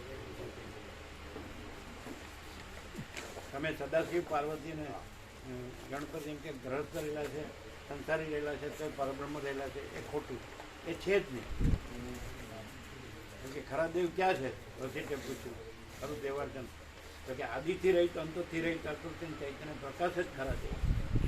હું આ સદાશિવ પણ ખરો દેવ નથી, વિષ્ણુ બ્રહ્મા ઇન્દ્રથી કોઈ ખરા દેવ નથી, વાયુ સૂર્ય અગ્નિ ચંદ્ર ખરા દેવ નથી, અને કોઈ બ્રાહ્મણ રાજા રુદ્ર કે વસ્તી તમે ખરા દેવ નથી.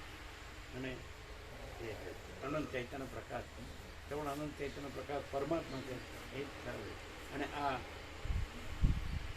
વંચિત પ્રકાશ સારા શ્રવણ અખંડ પૂર્ણ તત્વબોધ, એ જ એ પરમાત્મા દેવનું ખરું પૂજન છે. આ ખરું પૂજન, અને આ પૂજનથી જ એ પરમાત્મા રહેવાય, પરમાત્મા સ્વરૂપ રહેવાય.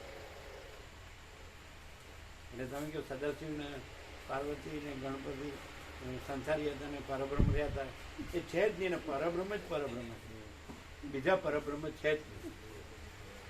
અને અત્યારે ગુરુ કથાકાર ઉપદેશકો પોતાને પરબ્રહ્મ રૂપે પૂજાવે, એટલે આ બધું દમ મિથ્યાચાર પાખંડ જ છે, કંઈ છે.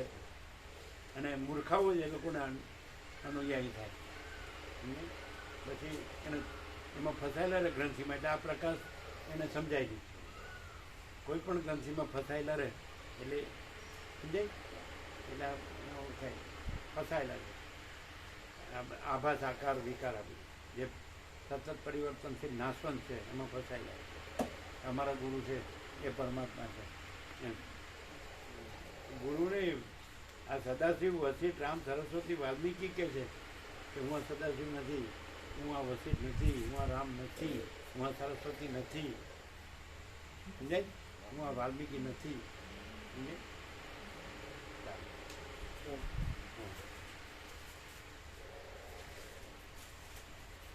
હવે જ્યારે સદાશિવ, વસિષ્ઠ, રામ, સરસ્વતી, વાલ્મીકી એમ કે હું આ સદાશિવ નથી, હું આ વસિષ્ઠ નથી, હું આ રામ નથી, હું આ સરસ્વતી નથી, હું આ વાલ્મીકી નથી, તો આ પરપોટા બધા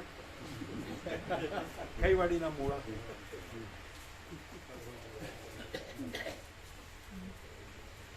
આ બધું એકબીજાનું ચીટિંગ, છેતરપિંડી, બનાવટ, નકલી આર્ટિફિશિયલ. શું છે નીચેનું પ્રકાર? છોકરાને એક સારી કન્યા મળે એટલે બસ છોકરો સુખી થાય. અને પેલું એને ભાવે છે, ખાય. શું ભાવે છે? રે ગંધાતા.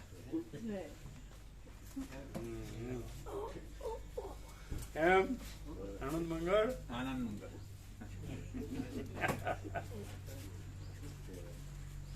ફૂલ પ્રકાશ.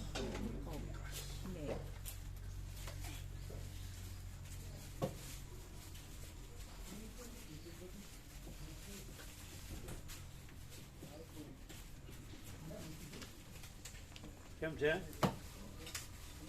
100% સત્તરાણી નિસંશય. હા, થેન્ક યુ.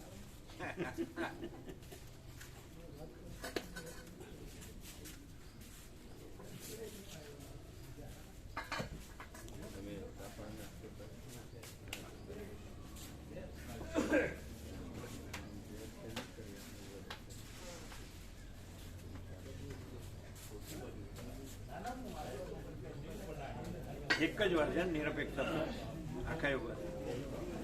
કેવું 1030 કેવી રીતે કીધું? 730 આગળના ભાગમાં 3 પાના અને પાછળ જે બીજું 803 એ પૂરો થાય એક ભાગ, અને 827 થી બીજો ચાલુ થાય, એટલે 23 પાના, 26 પાનાનું બીજા પાનાને નંબર અપાયા છે. બીજા ભાગમાં 23, હા, એટલે 803 એક પૂરો થયો ભાગ 1, અને બીજો ભાગ જે છે 827 ઉપરથી ચાલુ થાય.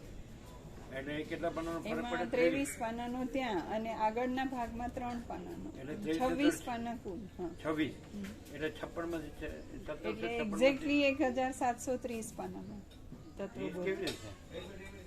26 હા, બરાબર, એટલે 30 1730. 30 ને 20 50 ને 56 1730 એક્ઝેક્ટ. હા, આજે કેટલામું પાનું હતું? 17, પૂરું થયું 1000. હા, 49 ના ના, એનાથી ચાલુ કર્યું. અરે 78 ચાલુ કર્યું. 79 ઉપર ગયું, પછી 99, એટલે 98 માં પૂરું થયું. 1098 પર પૂરું થયું. હા, એટલે 2000 થઈ જશે. 1098. 1098 જો બરાબર જોયું. હા, 98 પર આજે સર્ગ 98 થઈ ગયું. હા, 98, એટલે આ બાજુ જમણી બાજુથી બીજો નવો સર્ગ નીચે શરૂ થાય. એટલે 1099 થી સાંજે શરૂ થશે એમ ને? 98 પર જ, પણ થોડુંક જ બાકી છે. અહીંયા સુધી પૂરું થયું 1098. એટલે એટલે 98 છે ને? હા આ 1000 એટલે આપણે સપ્ટેમ્બરના 17, ઓક્ટોબરના 31, 37, 38, બરાબર? 48, 48 ને આ નવેમ્બરના 4 એટલે 4 52 કેટલા? સપ્ટેમ્બરના 17, હા ઓક્ટોબરના 31 હા એટલે 30 ને 10 40 ને 48 અને આ 4 એટલે 52 ની 52 થયા એટલે 52 4 104 104 એટલે 1040 થવું જોઈએ 1040. પણ એમાં 26 ઉમેરવાનું હા એ બાદ કરવાના ને? હા એટલે 1098 માંથી 26 બાદ કરવાના હા. એટલે 2 અને 72 આપણે 1040 થયા એટલે આપણે આગળ છીએ. હમ. 72 આવે 72 આવે એની બદલે એની બદલે 1098 98 છીએ હા 80 ને 10 ને 18 ને 8 26 પણ આગળ એટલે બરોબર ચાલે. એ લગભગ એમ કે 3 મહિનામાં કમ્પ્લીટ આખો થઈ જાય. હા થાય 86 દિવસ આપણે તે દિવસે 4 દિવસે એક્ઝેક્ટ રોજ 20 થાય ને તો 4 ના, ના, તાલી 12 વર્ષમાં આપણે 4 વાર આપણે થાય. આપણે 1730 છે ને 730, એને 20 ભાગો હમ. 1730 ને 20 ભાગો એટલે 86.5 એટલે 86 કેટલા? દિવસ પૂરા અને અડધો દિવસ હા 86 એટલે 87 હા એટલે આપણે 90 ધારી જાણે પણ આ તો વહેલું થાય છે હા આગળથી ઠીક છે. પણ એ રાઉન્ડ અબાઉટ એટલે વર્ષમાં 4 વાર થાય પ્રભુ. આ જો 3 મહિના પૂરું થાય તો 4 રાઉન્ડ 4 રાઉન્ડ થાય ચાર round. થાય સરસ થાય. સ્વર માતાજી બનાવી નહીં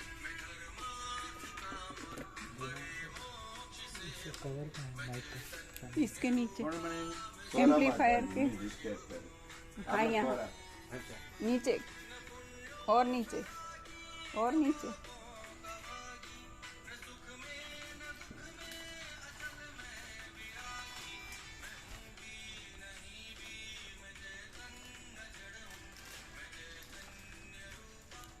તમે બનાવ્યું કે એને બનાવ્યું? સ્વર માતાજી એમ? તમારા બેબી હા એના મોબાઈલમાં રિપોર્ટ લે.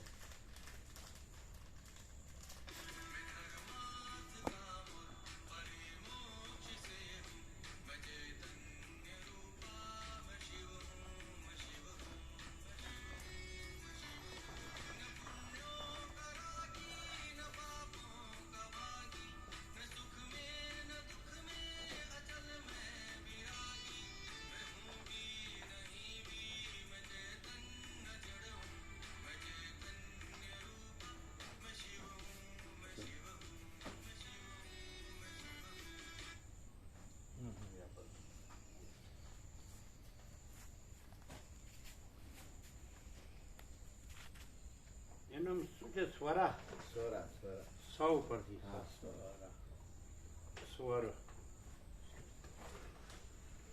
સ્વર અને વ્યંજન. હવે આ ઈ સ્વરમાં આવે, કક્કો ક એ છે વ્યંજનમાં આવે. વ્યંજન 34 અને સ્વર એમ કરીને 52 થાય. પ્રભુ નાસ્તો પ્રસાદ લઈ પછી તમે જો હા એમને લેવું.